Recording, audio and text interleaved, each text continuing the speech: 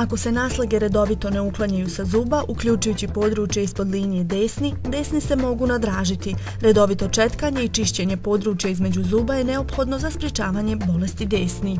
Da bi se zaštitili zubi i zaštitile desni od nastanka oboljenja, potrebno ih je njegovati i provoditi oralnu higijenu. Da bi desni bile zdrave, potrebno je prati zube i desni 2 puta dnevno, najmanje ujutro i navečer.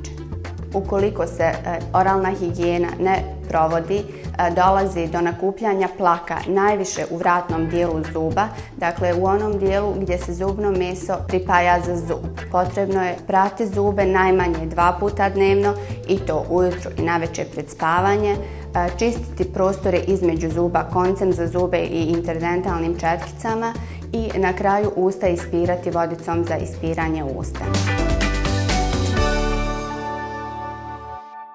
Preventivno djelovanje igra značajnu ulogu u očuvanju zdravlja vaših usta. Zubne paste Sensodyne pravo su rješenje za osobe sa osjetljivim zubima. Upravo se upotreba zubne paste Sensodyne Classic preporučuje osobama sa osjetljivim zubima.